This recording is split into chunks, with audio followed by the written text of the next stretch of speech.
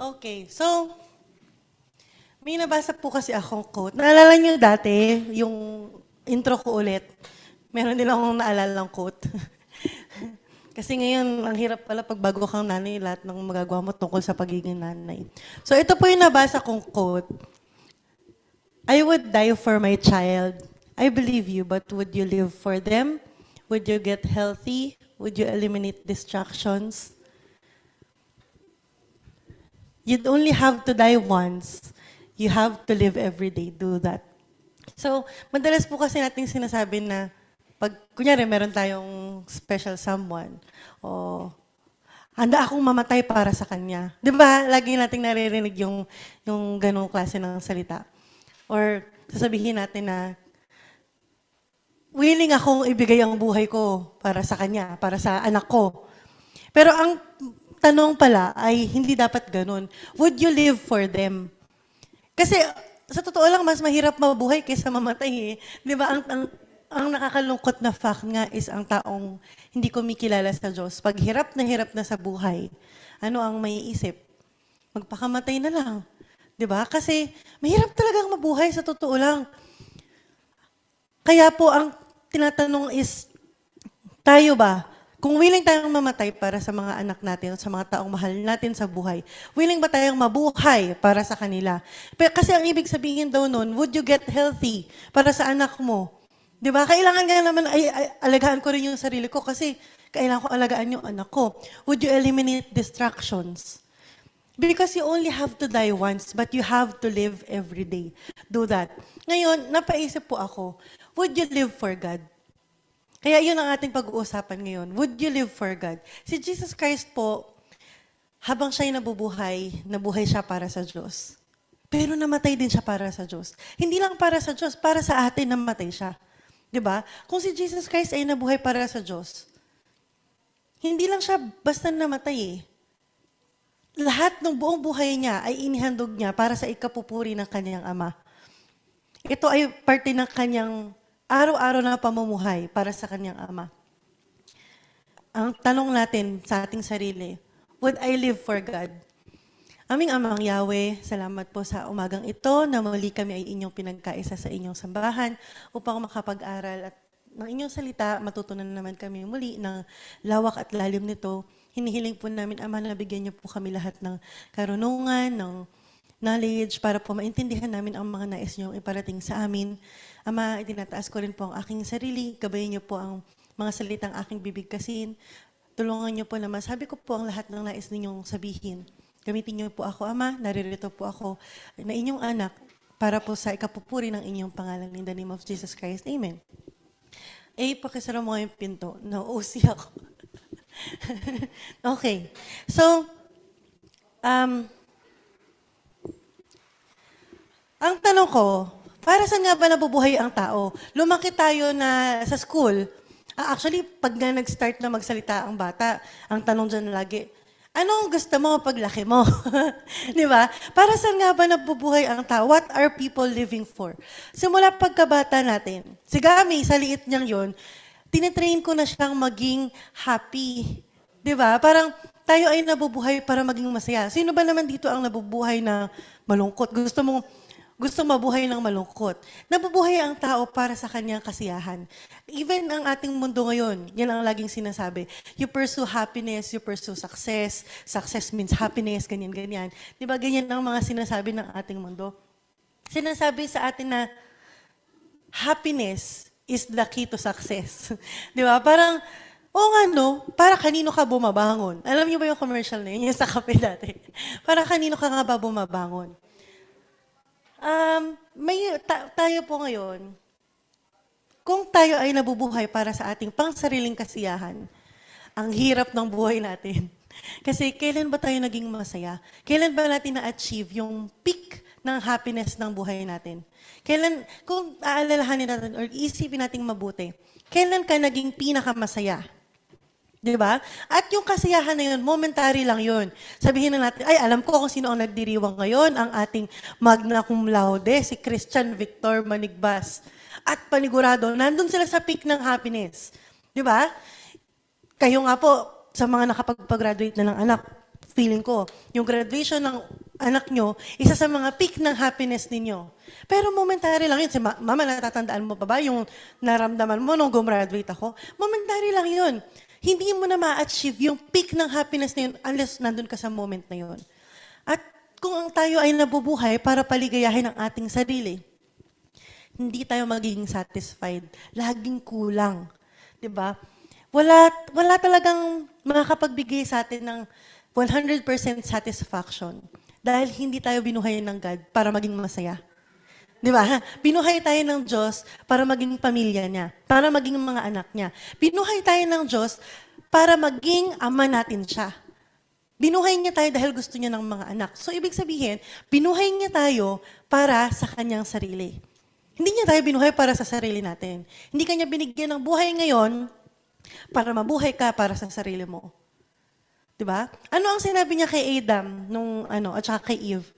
Humayo ka at magpakarami. Hindi niya sinabing humayo ka at magpakaligaya. 'Di ba? Gusto niyang dumami pa ang pamilya. Kanino nang galing si Adam? Sa Diyos. Binuhay niya si Adam para sa kanya. Dahil, 'di ba nasa Genesis po yung mga nag-aaral ngayon sa Berean sa Sabado. Sabi nga po pala ng Tita Jeannie Hunter, balitaan na lang siya kung kailan yung matatapos yung buong Bible. Kasi shinare namin. Pero matagal naman daw talaga yun. Sinabi doon na nilikha na ng Diyos ang lahat, pero may kulang pa. At ang kulang na yun ay ang humanity, si Adam. Ginawa niya ang tao para sa kanyang sarili. At pagkagawa niya kay Adam, ano ang sinabi niya? At ito ay it was very good. Lahat ng ginawa niya, and it was good. Pero nung ginilikha niya na ang tao, it was very good. Ibig sabihin, talagang tao ay para sa Diyos. So, ibig sabihin nun, sa Diyos lang natin mahahanap ang kabuuan natin, ang satisfaction natin. May sense eh. 'Di ba? Kahit pa hindi tayo Kristiyano, kung binuhay ka ng Diyos para sa Kanya, ibig sabihin, yung buhay mo, hindi mo ma-achieve yan unless mamuhay ka para sa nagbuhay sa'yo. 'Di ba? Kung mayroon man gumawa ng iPhone, ang iPhone ay napakaraming, 'di ba? Ang settings nga po niya, napakarami. Bawat detalye ng cellphone nyo, ang dami. So hanggang ngayon, kung ilang taon nyo man hawak yung cellphone nyo, panigurado, hindi nyo pa na-explore lahat yan. 'Di ba? Naka-Pro Max ka nga, di mo naman alam paano gamitin yung Pro Max. Di ba? Di ba, tita? Pero ibalik mo yan sa gumawa ng cellphone na yan. Panigurado, alam niya kung paano kalikutin yung cellphone. At doon lang, mamamaximize yung full capability ng cellphone na yan. Ganon din po tayo sa Diyos. Kung tayo ay bumalik sa Diyos, doon pa lang ang ating 100% capacity. Doon pa lang ang ating 100% satisfaction. Kung tayo ay bumalik sa Diyos. Basahin po natin ang isang storya ng isang tao na medyo hindi niya nagawa yan, na bumalik sa Diyos. Feeling ko, malapit na po kayo dito, mga 20 Saturdays away. Ay, hindi, 25 Saturdays away. Punta po muna tayo sa Genesis chapter 29. Ay, ba't ito ang kanilig ko? Genesis chapter 29. Ang ating pag-uusapan ay si Leah. Kilala niyo po si Miss Leah, ang kapatid ni Miss Rachel, na favorite ni Gami si Miss Rachel. Si Leah. Si Leah po, ang storya nito ay tungkol kay Jacob. Alam niyo naman ang nangyari kay Jacob. Ayan, tita. Ang backstory nga po niyan ay ganito. Ang love story ni Jacob ang ating pag-uusapan yung umagang to. Si Jacob ay umalis, di ba, ang nangyari sa kanila ng kanyang kakambal, kinailangan niyang umalis at pumunta siya sa kamag-anak ng kanyang ina na si Laban. Ngayon si Laban ay may dalawang anak. Ang crush ni Jacob ay yung bunso, si Rachel. So ang sabi ni Jacob, hayaan, magtatrabaho ako para sa'yo, ibigay mo lang sa akin ng iyong anak, na si Rachel. Sabi ni Laban, o sige, pagtrabahuhan mo siya ng 7 years. Dapat pala ganun yung ginawa mo kay RJ. Pagtrabahuhan mo siya ng 7 years at ibibigay ko siya sa'yo. Wag na. Ay, mama, may kilala ko yung hindi pa kinakasal. Charot. 7 years. O sige, magtatrabaho ko sa'yo ng 7 years. Basta, ang kasunduan natin, ibigay mo sa akin si Rachel kasi parang love at first sight, love ko na siya. Yun ang sinasabi ni Jacob. Okay, so after 7 years, dumating ang wedding day, okay, nandyan si Rachel. Andyan si Rachel, then dumating ang gabi, hindi ko alam kung paano nangyari, na ipinuslit nitong tatay ang anak niyang si Leah sa tent. Kasi pagdating po sa Genesis 29, kuha po kayo ng inyong mga Bible kasi hindi ko nilagay yung scripture dyan. Sa verse... Teka lang.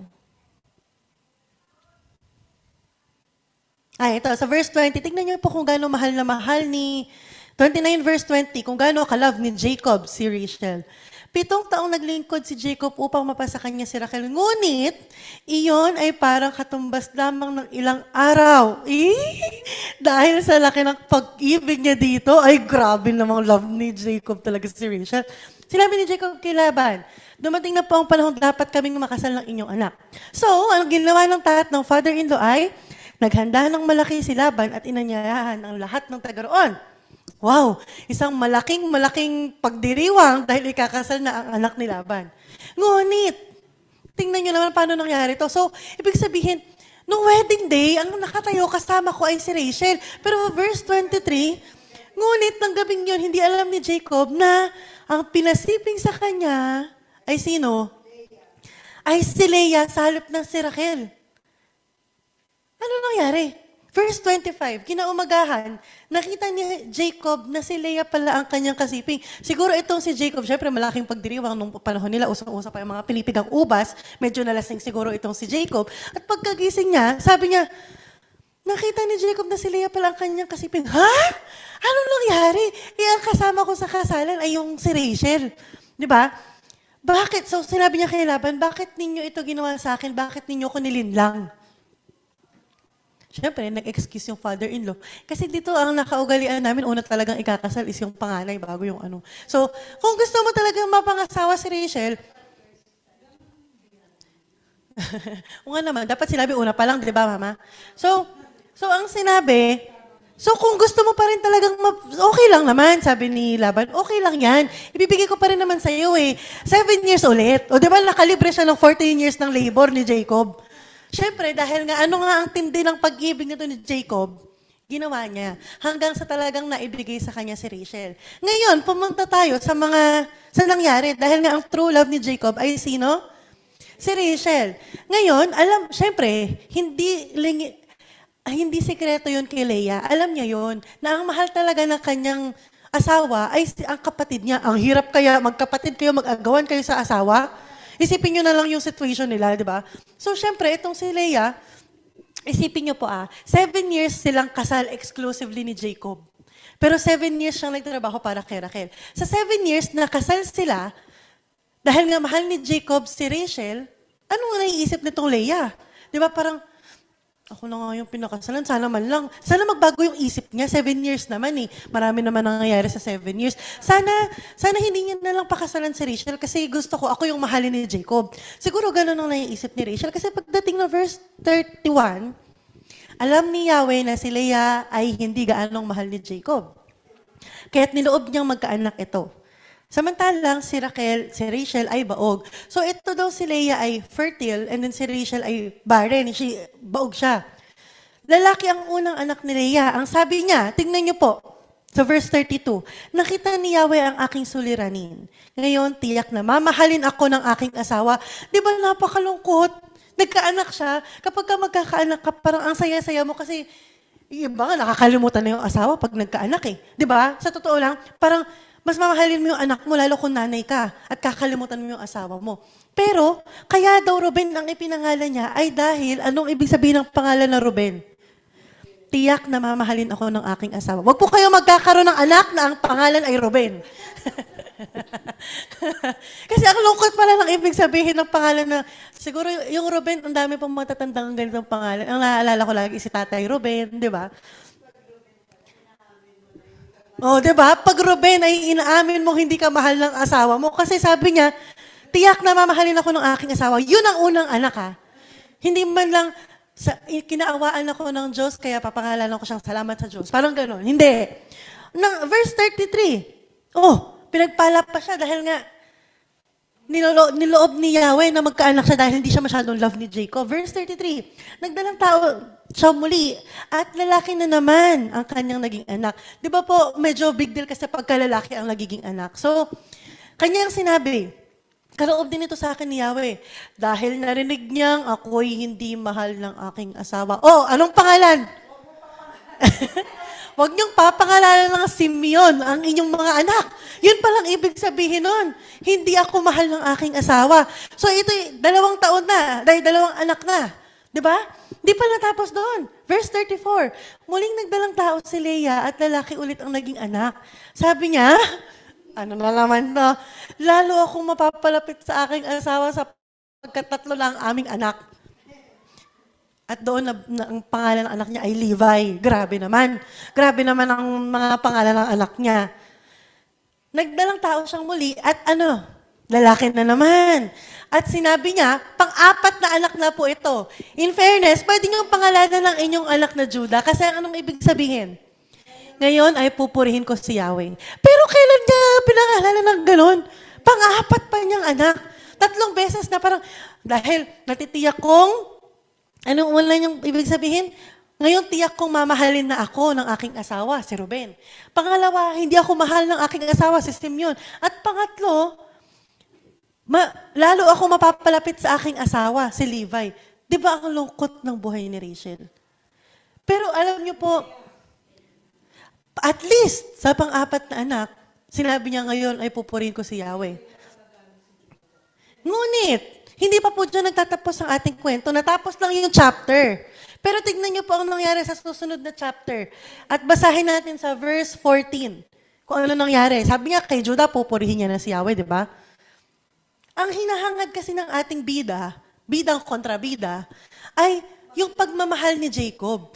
Pero, yun ang difference eh. Kung tayo din ay naghahangad tayo ng pagmamahal ng ibang tao, hindi talaga tayo mafulfill. Ang hangarin natin is yung pagmamahal ng Diyos.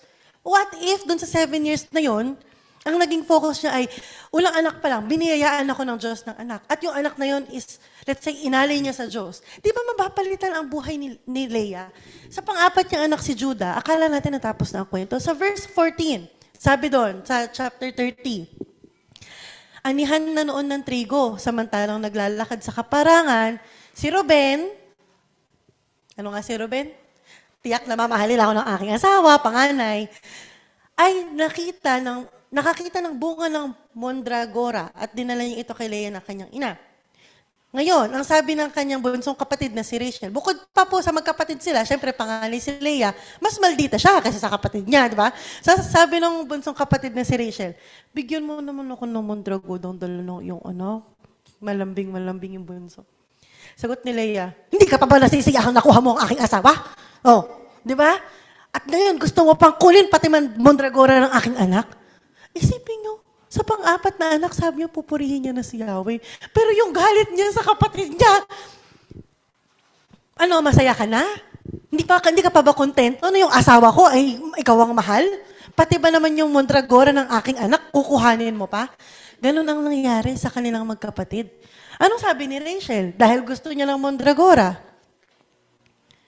Sabi ni Rachel, bigyan mo na ako ng mondragora, sa'yo na si Jacob ngayong gabi. Tignan nyo naman po ang nangyayari sa magkapatid na ito. At, syempre, tingin nyo, binigyan ni Leah ng mandragora? Syempre, di ba, love niya si Jacob eh. So, nung 16, inantay niya si Jacob, hinantay ni Leah si Jacob, siguro nag-antay siya sa bahay na syempre wala pang cellphone, wala pang Facebook, nakaupo siya hanggang sa makauwi si Jacob. Sabi niya, gabi na nung dumating si Jacob galing sa kaparangan. Sinalubong siya ni Leah at sinabi, welcome home, my love. Hindi. Ang sinabi niya, oy, sa akin kasi siping ngayong gabi si Raquel ay binigyan ko ng mondragorang dala ng aking anak para sa karapatan kong ito. Ay, ganun lang sinabi ni Leah. Isipin niyo kung paano niya sinabotage ang kanyang relationship sa kanyang asawa. 'Di ba? Parang, kailangan niya pa bang isabihin yun kay Jacob? Dahil nga, nag-usapan naman nila magkapatid yun eh. Pwede niya namang hindi ipaalam kay Jacob yun. 'Di ba? Pero siya po ang sumira ng relasyon niya sa kanyang asawa. Sino ba naman ang gaganahan sa ganyang klaseng kamalditang asawa? 'Di ba? Kung magmaldita ka sa asawa mo na, kulang, siguro, may sabi pa siyang, gabing-gabi ka na, ngayon na nga lang kita makakapiling, dahil ngayon kami nag-usap ni Rachel. Hindi. Kasi po ito ay sarili niyang kagustuhan. Hindi naman mali na hangarin niyang mahalin siya ni Jacob. Paano kung sa halip na gumawa siya ng sarili niyang paraan, lumapit siya sa Diyos. Na may malaking nawawala sa akin, Ama, kasi syempre alam mo naman kung gaano kasakit hindi mahalin ng sarili mong asawa. Paano kung gano'n yung naging situation ni Leah? Na lumapit siya sa Diyos. Instead na lahat ng anak niya parang panunumpat sa Diyos na hindi ako mahal ng aking asawa. Di ba? Ano sa tingin niyo ang mababago sa kwento nitong ating bida? Wala po tayong mabibigay sa ating mga sarili na hindi kayang ibigay ng Diyos. Lahat po ng hinahanap natin, makikita natin sa Diyos. Hindi sa asawa natin, hindi sa anak natin. God made us so we can find our fullest self in Him. Yung full na tayo. Kaya ang laki ng kulang nito ni Leah eh. Kasi hindi niya inunang hanapin ang sarili niya sa Diyos. Inuna niyang hanapin ang kanyang pagkakakilanlan bilang asawa ni Jacob. Ganon naman tayo eh. Bilang tao, gusto natin may sarili tayong pagkakakilanlan. Diba? Tita Mercy, anak ni Mimay. Paano pag si Mimay biglang... Tita Mercy, sorry. Tita Mercy, nanay ni Mimay. Paano kung si Mimay bigla na lang, Mimay, wag mong gagawin to. Bigla kang tinakwil bilang nanay. Pero di ba, tita, gets mo? Pag hindi ka na nanay, ano ka na? Pag hindi ka asawa, ano ka na? Unahin nating hanapin yung role natin sa Diyos para kahit mawala lahat ng pagkakakilanlan natin. Si Tita Sally, di ba? Si Tita Sally yung bagong promote, di ba? Paano pag tita bigla kang dinemote? Di ba? Kailangan natin unahin ang pagkakakilanlan natin sa Diyos bago natin hanapin ang lahat ng gusto nating pagkakakilanlan sa mundo. Kasi pag po, lahat ng yun pwedeng mawala sa isang iglap. Si Job, nawala lahat ng yun. Si Paul, nawala lahat ng yun. Lalong-lalo na si Jesus Christ. Pero po, isa ang nanatili sa kanila. Anak sila ng Diyos at sa Diyos sila nabubuhay. Kaya kahit mawala yan, wag naman po, Ama.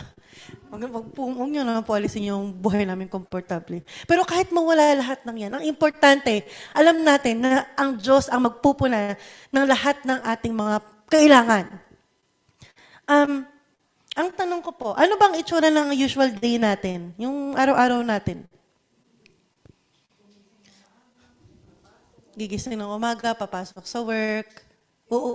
Sa work, may konting marites, lunch ng sama-sama. May stress, mapagod ka, uwi ka na lang. Uwi kang pagod, tapos pag uwi mong bahay, makalat, diba? Magluto ka pa. Tapos pagkaluto mo, kakain ka pa. At yung pinagkainan mo, ikaw pa magliligpit. Diba, tita? Pag walang pasok, ay makakapaglaba. Yung Facebook, mga times 3, yung tagal, ganyan. Ganyan ba yung itsura ng... sa totoo lang, ganyan talaga ang ating itsura ng araw-araw natin. At alam niyo po ang kagandahan bilang anak ng Diyos, sinasabi po sa atin na tayo ay nilikhang iba-iba. Ay, unique. Lahat tayo ay unique. So kung tayong lahat, bawat isa sa atin ay nabubuhay para sa Diyos, uniquely, ang ganda ng pamilya ng Diyos. Di ba? Parang si Tita Stella na working, Tita Sally na working, Tita Mercy na working, tas kami ni Mama na hindi nagwo-work. Ang ganda ng diversity ng family of God.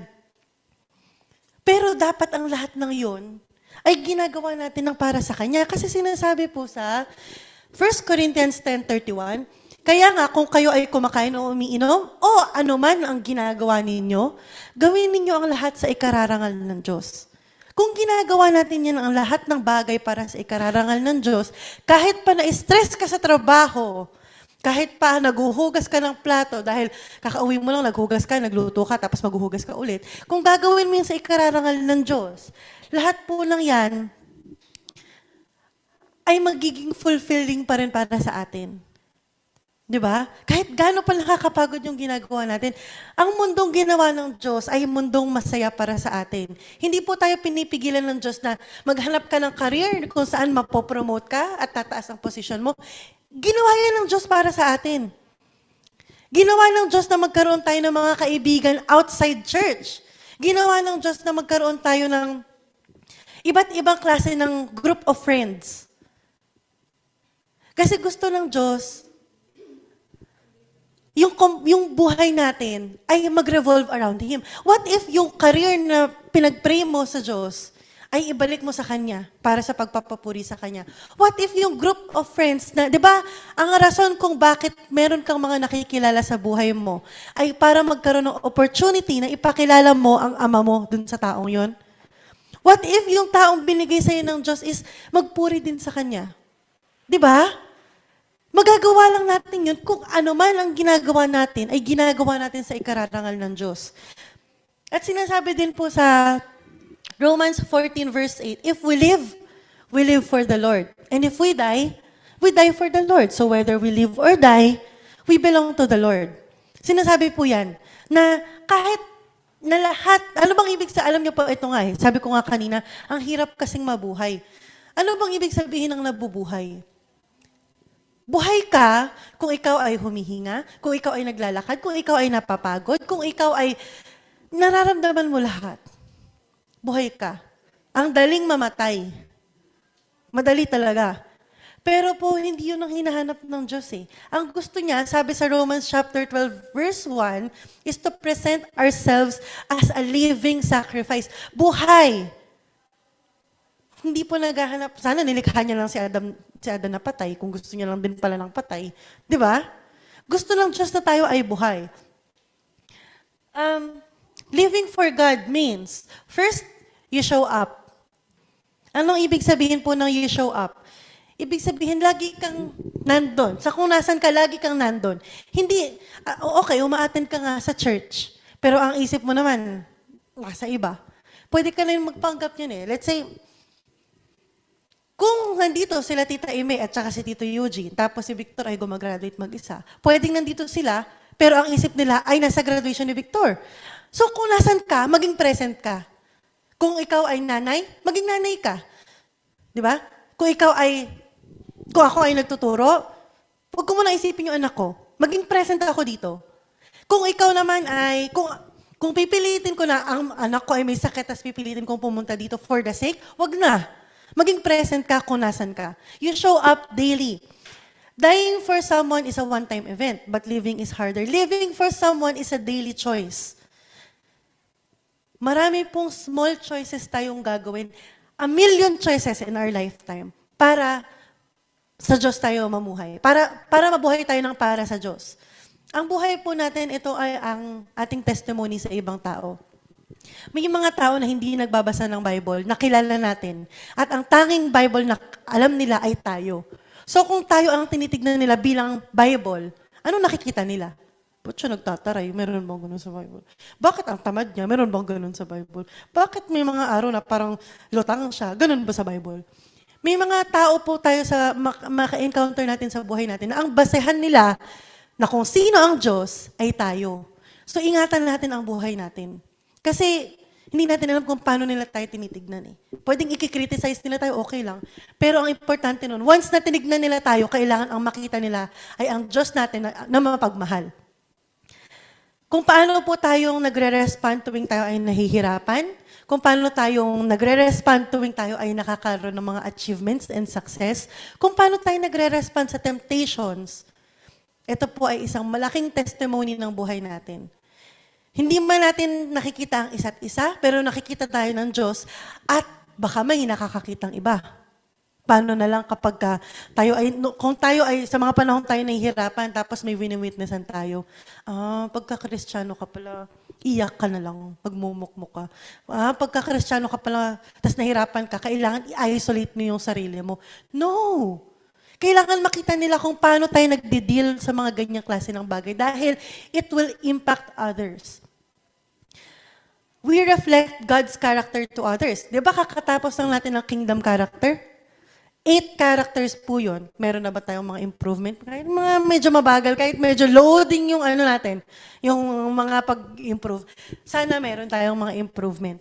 Ang tanong is, am I present for God daily? Kahit pa anong role natin, marami po kasi tayong role sa buhay eh. Di ba? Lalo ang mga nanay na nagtatrabaho. Ako nag-stop po sa ako ay isang anak, ako ay isang asawa, Kakalimutan ko na yung kapatid. Kasi yung kapatid ko nandun. Hindi, joke lang. Ako ay isang kapatid. Ako ay isang ina. Nag-stop pa lang doon. Hindi ko alam kung ano pa yung magiging mga future roles ko. Pero ako rin ay isang kaibigan. Ako ay isang um, tita? Ano yun? Basta, ang dami kong role. Ang dami kong gustong gampanan sa buhay ko. Pero lahat po ng yun, kailangan nakasentro sa Diyos. At kailangan, kung sino yung role na naka-activate sa'yo, gampanan mo ng maigi. Diba? Sa pangalawa po, you make sacrifice. You make sacrifices. When you obey God, you sacrifice your own desires. Kasi sa totoo lang po, ang mga desire ng tao ay taliwas sa desire ng Diyos. Diba? Aminin naman natin o hindi. You give up your own desires. Meron pong mga panahon na ang hirap sumunod sa Diyos, lalo kung ang bugso ng damdamin mo ay gusto mong gawin, ang mga bagay na gusto mong gawin. Pero ito po ang mga tinatawag nilang small daily obedience. Ang cute kaya, di ba? You tell the truth sa mga panahong natatempt kang magsinungaling. You show kindness sa mga panahon na nakakairita yung kausap mong customer service sa PLDT dahil umuulan, ang bagal na naman ng internet. You resist temptation. You forgive quickly. Hindi na yung nagtatanim. Sayang po yung brain cells kapag tayo ay nagtatanim ng sama ng loob. Yung brain cells natin na yan, ano na raw yan eh, extinct. So i-preserve nyo na kung ano namang brain cells yung natitira sa utak nyo. At wag na kayong magsayang ng mga brain cells sa mga bagay na wala namang kabuluhan. Sacrifices means saying no to what distracts us from God's purpose. Ang dami po kasi nating distractions. Pero alam nyo, ang nasa sa atin kasi yan eh. There's always two sides sa isang coin. Di ba? Ang mundo na to ay galing sa Diyos. Yes, hindi siyang nag-ahari. Pero ang mga blessing na binibigay sa atin, we choose if it will be a distraction or a blessing sa buhay natin. Pwedeng, syempre, pinanalangin natin na, for example, ako, pinanalangin ko si Gami na ipagkaloob sa akin ni Ama si Gami bilang aking anak. Pwede siyang mag-serve as distraction sa akin. Or pwede ko siyang gamitin to glorify God. Meron din tayong mga pinagpe-pray na sa school, mga OJT nyo, yung work nyo. Pinag-pray mo na, Ama, ipagkaloob mo sa akin tong trabaho na to dahil gustong-gusto ko. Pwede siyang maging distraction, pero pwede din siyang maging sa ikararangal ng Diyos. Laging two sides yan. Kasi huwag niyo isisisi na, Ama, itong trabaho na to napaka-stressful. Kaya hindi ako makapag-ano sa inyo dahil nasa-stress ako sa trabaho ko. Kulang na lang, batukan ako ni Ama. Parang, sinabi mo, bigay ko sa iyo yan. Binigay ko nga sa iyo yan eh. Lagi pong tayong kailangan mamili, araw-araw, sa kung isa-sacrifice ba natin ang bagay na gusto natin para sa bagay na gusto ng Diyos. Saan ba yung sinulat ko? Sacrificing something doesn't mean you lose something. It's giving up something you love for someone you love more.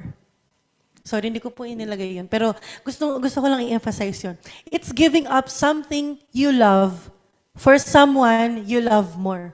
Gini-give up mo ang isang bagay na mahal mo para sa tao, para sa Diyos na mas mahal mo.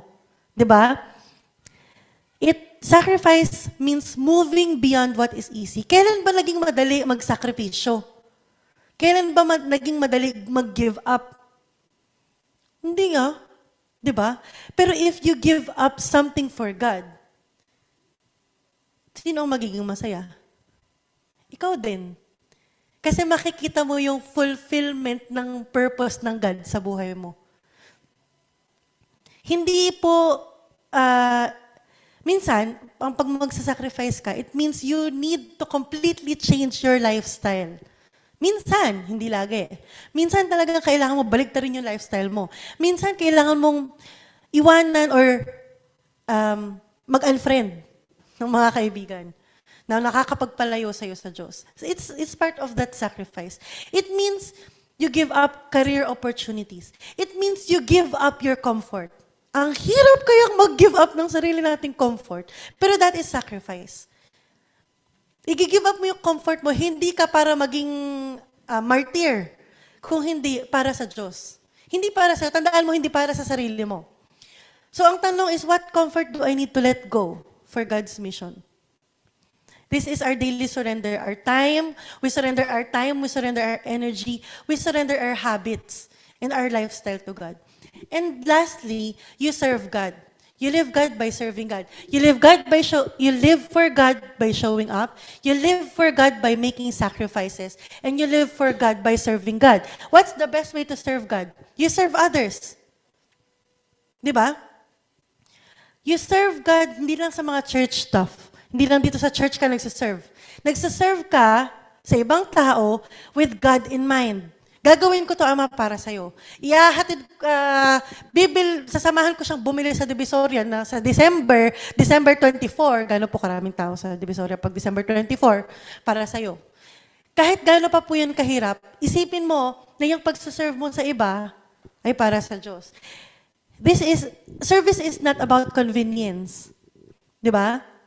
Ayoko na lang po palang magsalita. Ang dami kong bigla naisip tungkol sa service. It means, pagka give up natin ang convenience natin, ang kabayaran yan sa atin is katulad nung dun sa sacrifice. It will give us, mawawalan tayo ng lakas, yung strength natin physically, kasi syempre magsaserve ka di ba? Mawawalan tayo ng oras, maaaring mabawasan yung oras natin para sa mga bagay na gusto natin kahit uploaded na yung latest episode ng K-drama na pinanonood mo. It means, minsan, yung pride. Kailangan mo i-let go yung pride. Who can I serve this week with no expectation? Hindi lang sa church, ha? Hindi lang din sa matatanda tayo nag-serve. Hindi. Minsan sa sobrang bata. Si Gami. Naisip ko si Gami. Di ba? Sa mga kay Tuti, minsan pwede pag-serve. Pwede sila servan ba yan? Tulog na tulog naman yun si Tuti. So, kanina ang pinag-usapan natin ay si Leia. Ngayon po, ikukwento ko lang sa inyo, ang isa sa mga good example na talagang namuhay para sa Diyos. Kilala niyo po ito. Bibigyan ko kayo ng clue. 3 lion. Hindi lang naman 3 lion yung nakalagay doon eh. Alam na alam nyo kapag lion. It's a den of lions. Walang sinabing 3 lang yung lion. Sa Bible ng pang-baby, 3 lang po yung mga lion na nandun. Pero si Daniel is a good example na ng isang tao na talagang namuhay para sa Diyos. Kasi nung time niya, na-remind nga tayo dito kay di ba? Kay Tita Jeannie nung sa kahapon. Di ba pinag-usapan natin to?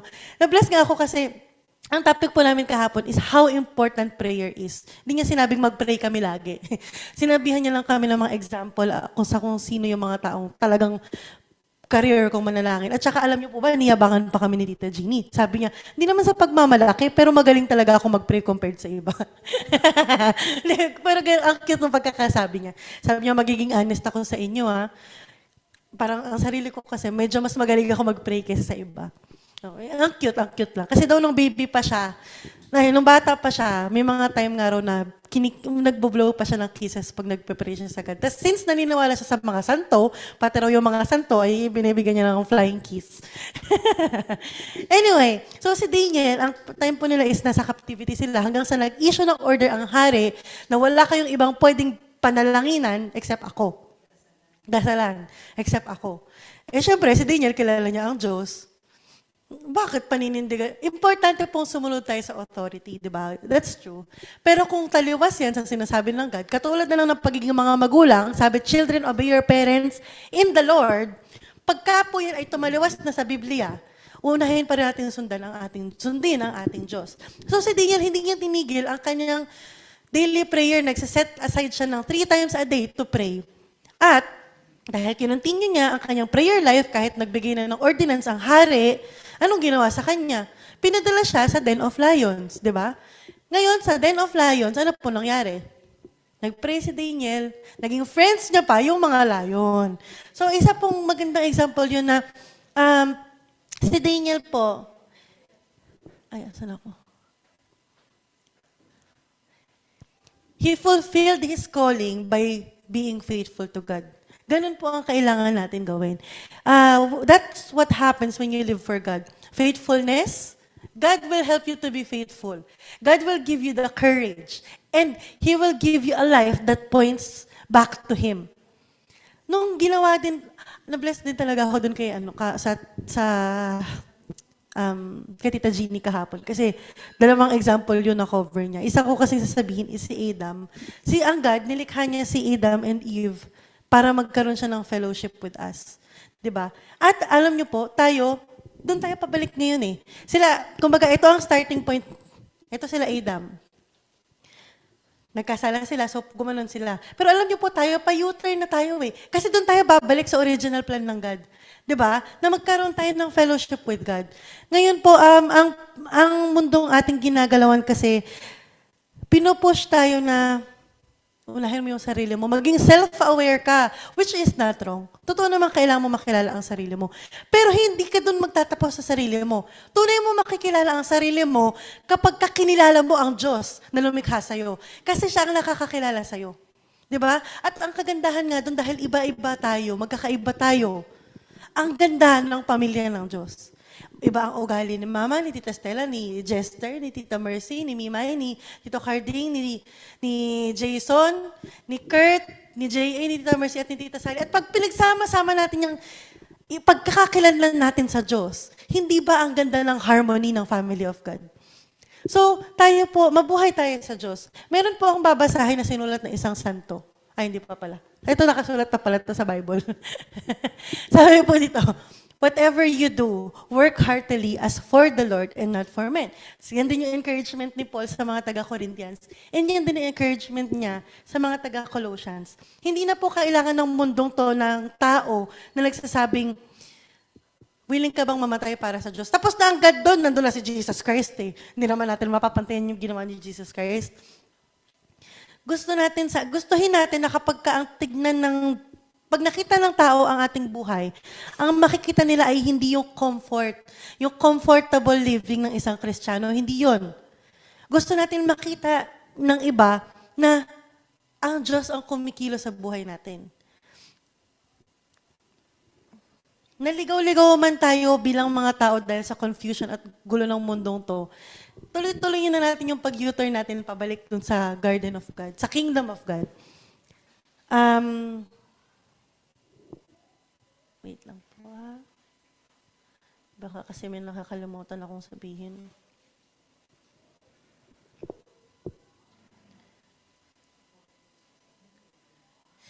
Okay, so pag mag-U-turn tayo, we will go back to the garden to have a good relationship with God. To the degree, ito na yung sana yung naisin natin na isurrender ang ating sarili sa God at i-pursue natin ang God, hindi yung mga gusto natin mangyari sa buhay natin. Dahil po yung mga gusto nga natin, again, walang katapusan po talaga yan. Kung gusto natin magkaroon ng success sa buhay, go to God. Kung gusto natin makaramdam ng fulfillment ng buhay natin, you go to God. Kung gusto mong ma-achieve yung happiness na sinasabi na, the greatest happiness, bumalik ka sa Diyos. You'll still be free to enjoy your life. Hindi porket sinabing nabubuhay ka na para sa Diyos ay magiging monk ka na. Alam niyo yung monk? Yung nagpapakalbo. Nasa mga kabundukan. Inaayos, ano po tita Tagalog? Mongha. Hindi po, yun ang sinasabi ng God. We will still enjoy life. Because God wants us to be happy. He did not create us to be happy, but He wants us to be happy. Gusto ba lang Diyos na nalulungkot tayo? Ang tatay nga gusto, masaya ang anak eh. How much more ang Diyos natin? He is not against us eating our cravings, yung mga cake, yung mga food na gusto natin. He is not against us succeeding at school, at work. Hindi siya against sa mga bagay na yan. Dahil nga, lahat ng to ay galing din sa Kanya.